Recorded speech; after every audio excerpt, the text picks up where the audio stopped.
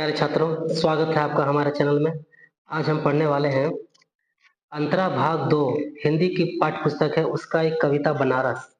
उसका हम आज कुछ पदों का व्याख्या करेंगे कविता का। इसे मैंने ये कविता लंबी है तो इसे मैंने 2 भागों में लाया हूँ, ठीक है? 2 भागों में आज हम पहला भाग पार्ट 1 पढ़ेंगे, भाग 1, कल हम भाग 2 पढ़ेंगे, पार्ट 2 पढ़ेंगे, ठीक है? तो ये झारखंड बोर्ड के विद्यार्थी हैं, उनके क्लास 12 के जो विद्यार्थी हैं उनके पाठ्य पुस्तक का है ये, ठीक है? अंतरा भाग 2 कविता का नाम है बनारस, ठीक है? इसके लेखक हैं केदारनाथ सिंह। इनका जन्म हुआ था 1934 में और 2018 में इनकी मृत्यु हुई थी, ठीक है? तो आइए हम देखते हैं थोड़ा-सा कविता पढ़ने से पहले थोड़ा-सा कुछ इसका परिचय हम पढ़ लेते हैं। देखिए इसका परिचय है, क्या है कविता क्या कहती क्या है देखिए। इस कविता में प्राचीन शहर बनारस, बनारस जानते हैं आप लोग कहाँ पर है? ये बनारस उत्तर प्रदेश की है, उत्तर प्रदेश शहर में है। उत्तर प्रदेश राज्य की जो एक बहुत ही तीर्थ स्थल है ये बनारस, ठीक है? बनारस घाट, ठीक है? जैसे काशी विश्वनाथ भी कहते हैं, काशी पुराना नाम था, बनारस हो गया, वाराणसी अब कर दिया गया उसे नाम, ठीक है? देखिए, बनारस इस कविता में प्राचीन शहर बनारस या वाराणसी की सांस्कृतिक विशेषताओं का सुंदर वर्णन किया गया है। इस कविता में बनारस में गंगा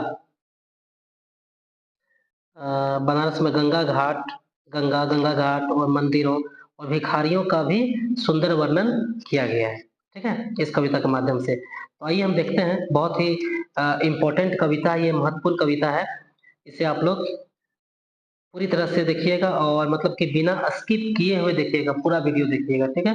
और नोट डाउन करते चलिएगा, ठीक है? और हमारे वीडियो में आए हैं, हमारे चैनल में आए हैं, तो लाइक, शेयर, सब्सक्राइब ज़रूर करिएगा, ठीक है? चलिए आगे बढ़ते हैं हम कविता पर। देखिए, तो हम पहले ही बोल चुके हैं ये कविता थोड़ी लंबी है तो इसे मैंने 2 पार्ट में लाया हूँ। आज हम पहला पार्ट पढ़ रहे हैं, ठीक है? देखिए, तो कविता पहला पद है इसमें, इस शहर में वसंत अचानक आता है।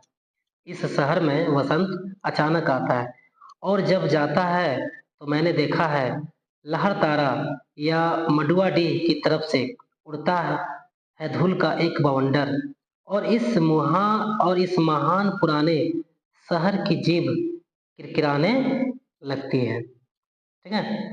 आइए इसका हम व्याख्या देखते हैं। देखिए प्रसंग क्या है, ये कविता का जो ये पद हम पढ़े हैं, इस पद का प्रसंग है कि प्रस्तुत काव्यात्रण, पहले प्रसंग लिखा जाता है तो लिखेंगे प्रस्तुत काव्यात्रण, मतलब यह प्रस्तुत पद्यांश कविवर केदारनाथ सिंह की कविता बनारस से उद्धृत है, मतलब लिया गया है।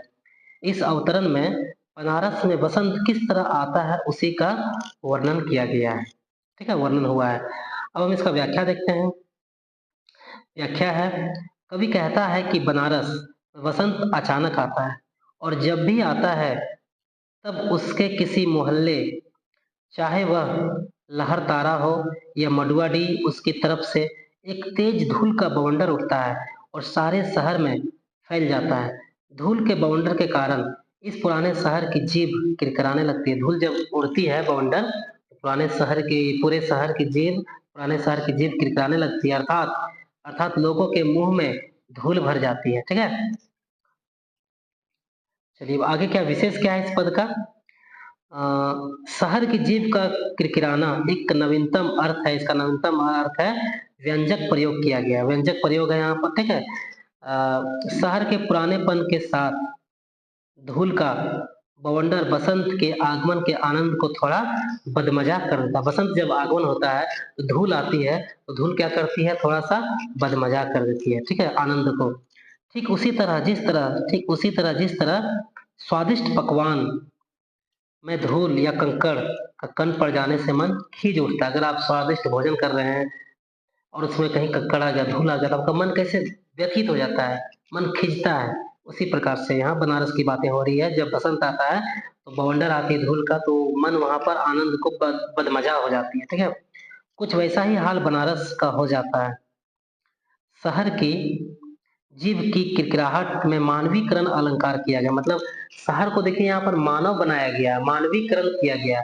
तो यहाँ पर जहाँ जिसको मतलब मानव से तुलना किया जाए उसे वहाँ मानवीकरण अलंकार होता है, ठीक है? मानवीकरण अलंकार का सौंदर्य है यहाँ पर, ठीक है? कवि ने भावपूर्ण एवं सटीक शब्दों का चयन यहाँ पर किया है, ठीक है? चलिए, ये था पहला पद। उम्मीद है आप लोग समझ गए होंगे, इसे नोट डाउन करते चलिएगा। ठीक है, अब अगला पद देखते हैं। अगला पद है, अगला पद है, जो है वह सुगबुगाता है, जो नहीं है वह फेंकने लगता है पचखियां। आदमी दसाओं मेघ पर जाता है, आदमी दसाओं मेघ पर जाता है और पाता है घाट का आखिरी पत्थर। कुछ और मुलायम हो गया है, सीढ़ियों पर बैठे बंदरों की आंखों में एक अजीब सी नमी है और एक अजीब सी चमक से भर उठा है भिखारियों के कटोरे का निचाट खालीपन। मतलब भिखारियों का जो कटोरा खाली था वो भी भर उठा है। ठीक है, ये हम व्याख्या में देखते हैं आगे। ठीक है, अब देखिए उत्तर, इसका जो प्रसंग है, हम प्रसंग पहले देखते हैं क्या कह रही है। प्रसंग जो पहले ये तो अनिवार्य है, आप लोग को ऐसा एग्जाम में लिखना ही पड़ेगा। ठीक है, प्रसंग। अब क्या प्रस्तुत काव्यतरण कवि केदारनाथ सिंह की कविता बनारस से उद्धृत है, ये कॉमन है, सब में लिखना पड़ेगा आपको। कोई भी पद आपसे पूछ दिया जाए एग्जाम में, इसका व्याख्या करिए, सब प्रसंग व्याख्या करिए, तो आपको इस प्रकार से लिखना पड़ेगा। ठीक है, इन काव्य पंक्तियों में कवि ने बनारस में वसंत के आगमन के प्रभाव को दर्शाया है। वसंत आगमन होता है तो वहाँ क्या क्या प्रभाव होता है, इसके प्रभाव को दर्शाया है। ठीक है, चलिए आइए हम देखते हैं व्याख्या, इसका देखते हैं। इस पद का जो है वह सुगबुगाता है, जो नहीं है वह फेंकने लगता है पचखियां। ठीक है, इसका व्याख्या देखते हैं। चलिए देखिए, व्याख्या है, बसंत के आगमन के साथ बनारस शहर सुगबुगाने लगता है, अर्थात उगी हुई वनस्पतियों में हरियाली झलकने लगती है। जो वनस्पतियां उगी होती है उसमें हरियाली झलकने लगती है और बीज धरती के भीतर पड़े होते हैं, उनके अंकुर फूट निकलते हैं। लोग दशाव मेघ घाट जाते हैं पर और पांव रखते ही घाट के आखिरी पत्थर के स्पर्श में एक नई कोमलता का एहसास होता है। लोगों का मन होता है कि बनारस जाएंगे, हम ये घाट जाएंगे, उस घाट में नहाएंगे, और जब वहां उस घाट में पहुंचती है उसके मन में एक अजीब सी ऊर्जा उत्पन्न होती है। ठीक है, हम इस घाट आ गए, एक अलग अलग सा संतुष्टि, एक अलग सा एहसास होता है। ठीक है, घाट की सीढ़ियों पर बैठे बंदरों की आंखों में बिल्कुल नई किस्म की चमक है। सीढ़ियों पर वहां बहुत सारे बंदर भी बैठे थे, तो बैठे रहते हैं, तो उनके आंखों में एक बिल्कुल एक अलग चमक है और नमी दिखाई पड़ने लगती है। यहाँ तक कि भिखारियों का बिल्कुल खाली कटोरा, जो भिखारियों का खाली कटोरा था, वो भी एक अजीब चमक से भर उठता है। अर्थात घाटों पर आवाजाही बढ़ने से भिखारियों के खाली कटोरों में कुछ सिक्के ज्यादा गिरने लगते हैं। मतलब जो घाट जाता है, कहीं भी कोई भी घाट गया तीर्थ स्थल, तो लोग सोचता है कि आए हैं तो कुछ पुण्य करते जाएं, कुछ दान करते जाएं। ठीक है, तो भिखारियों का भी संख्या उससे वैसे जगहों पे ज्यादा होती है, तो लोग दान करते हैं पुण्य कमाने के लिए, तो उनके कटोरे भी भर जाते हैं। ठीक है, चलिए अगला है विशेष। विशेष में देखिए क्या है, इसमें क्या क्या प्रयोग किया गया है। ठीक है, देखिए इन वर्णनों के माध्यम से कवि ने बनारस की पोर पोर में, मतलब मैंने पोर पोर मैंने कि अंग अंग में छा जाने वाली उमंग, मस्ती और एक नई उम्मीद की ओर संकेत किया है। अभिधात्मक और विवरणात्मक वर्णन में देशज शब्दों का प्रयोग कवि ने किया, मतलब जो देसी शब्द है उसी का कवि ने प्रयोग किया है पूरी तरह से, जिससे लोग समझ जाए। कवि का भावना, कविता में जो पंक्तियों के माध्यम से कवि क्या कहना चाहते हैं, है ना, वो सारी भावना वो समझ जाए। कवि का आशय यही है, पाठकों तक हमारी बात आसान तरीके से, आसान भाषा में पाठक हमारी बातों को समझ जाए, और मैं भी कोशिश कर रहा हूँ कि मैं भी अपने आसान भाषाओं में आपको समझाऊं। ठीक है, हमारे चैनल को लाइक शेयर सब्सक्राइब जरूर करिएगा, इसे मत भूलिएगा। ठीक है, चलिए, और कमेंट भी करिएगा, कमेंट करके बताइएगा कि हाँ कैसा लगा आपका सेशन। ठीक है, कैसा लगा आज आप लोगों को हमारा ये सेशन। ठीक है, चलिए अगला पद हम देखते हैं, बाकी बातें बाद में होंगी, पहले इसे देख लेते हैं। अगला पद क्या है, अगला पद है, तुमने कभी देखा है खाली कटोरों में वसंत का उतरना? यह शहर इसी तरह खुलता है, इसी तरह भरता है और खाली होता है यह शहर। इसी तरह रोज रोज एक अनंत शव, शव मतलब लाश, ले जाते हैं कंधे अंधेरी गले से चमकती हुई गंगा की तरफ। मतलब कि यह शहर कह रहा है, यहाँ पर कवि कह रहे हैं कि तुमने कभी देखा है खाली कटोरों में वसंत का उतरना? वसंत का जो भिखारियों का जो खाली कटोरा था उसमें भी वसंत आ गया। कैसे आ गया वसंत भाई? ठीक है, यह शहर इसी तरह से खुलता है और इसी तरह भरता है और खाली होता भी है ऐसा, तुरंत खाली भी हो जाता है। और इसी तरह रोज़-रोज़ यहाँ पर एक शव, लाश देखने को मिलता है, अंधेरी गली से आती है और चमकती हुई गंगा की तरफ जाती है, ठीक है?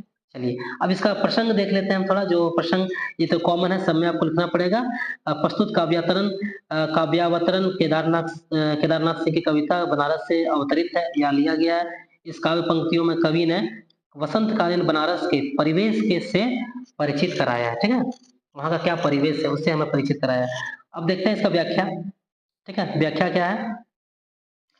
कवि पाठकों से ही प्रश्न पूछते हैं, कवि जो है पाठकों से ही प्रश्न पूछते हैं कि क्या तुमने कभी बनारस में बसंत को आते देखा है? जब बनारस में बसंत आता है, अर्थात श्रद्धालु, बसंत मतलब श्रद्धालु, अर्थात श्रद्धालु जब यहाँ आते हैं तो भिखारियों के कटोरों में सिक्के बढ़ जाते हैं। उनकी आँखों में खुशी के मारे चमक जाती है। क्यों नहीं आएगी चमक भाई? क्योंकि श्रद्धालु आते हैं, तीर्थयात्री आते हैं, तो दान पुण्य करते हैं, तो उनका भी रोज़ी-रोटी, उनको भी आमदनी होता है, तो उनकी आँखों में भी चमक आ जाती है, खुशी आ जाती है।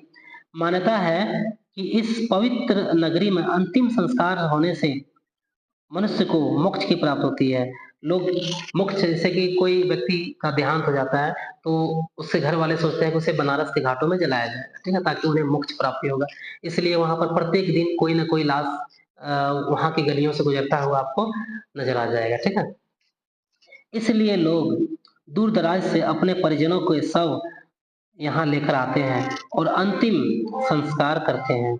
कवि कहते हैं कि श्रद्धालुओं के आने से एक ओर तो यह शहर भरता जाता है, वहीं दूसरी ओर शवों के दाह संस्कार से खाली होता जाता है। ठीक है? कवि कहते हैं कि जब श्रद्धालु आते हैं तो शहर भरता है, लेकिन शवों का जो दाह संस्कार होता है उससे शहर खाली होते जाता है। ठीक है? आइए विशेष देखते हैं इस पद में क्या-क्या विशेषता है, क्या-क्या विशेष प्रयोग किया गया है। देखिए, इस कविता में कवि ने नए प्रयोग किए हैं। शहर के खुलने से कवि का अभिप्राय है, बनारस शहर धीरे-धीरे खुलता है। यहाँ कुछ भी अचानक नहीं होता है। यहाँ जितना नया जीवन रूपाकार ग्रहण करता है, मृत्यु उसी अनुपात में उसे खाली भी करती है। मतलब जितना भी जीवन ग्रहण होता है, उसी अनुपात में मृत्यु होती है और वो खाली करती है। ठीक है?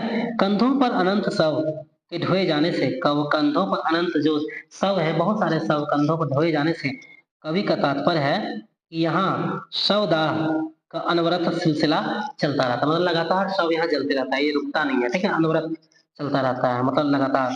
वसंत के आगमन पर भी बनारस शहर अपना रूप एवं रंग-ढंग नहीं बदलता। वसंत के आगमन पर भी बनारस जो है अपना रंग, रूप, ढंग नहीं बदलता है। वह अपनी चाल में चलता रहता है। ऐसा अनोखा है हमारा, ऐसा अनोखा है ये बनारस शहर। ठीक है? चलिए, आज आज हमारा यहीं तक था। 3 पदों का हमने व्याख्या किया है। अगला जो हम लोग, ये पार्ट 1 था, ये पार्ट 1 था, पार्ट 2 हम कल लेके आएँगे। ठीक है? और हमारे चैनल को लाइक, शेयर, सब्सक्राइब ज़रूर करिएगा। ये पार्ट 1 था, पार्ट 2 हम कल लेके आएँगे, ठीक है? टुमारो को ले आएँगे, ठीक है? चलिए, और हमारे सेशन को लाइक, शेयर, सब्सक्राइब ज़रूर करिएगा। कमेंट करिएगा ताकि हमें आपका राय दीजिएगा। अगर आपका कुछ सुझाव हो, वो भी लिखिएगा। ठीक है? धन्यवाद, मिलते हैं अगले क्लास में। और हाँ, हमारे चैनल को लाइक, शेयर, सब्सक्राइब और घंटी बजाना ना भूलिएगा। धन्यवाद, मिलते हैं अगले क्लास में।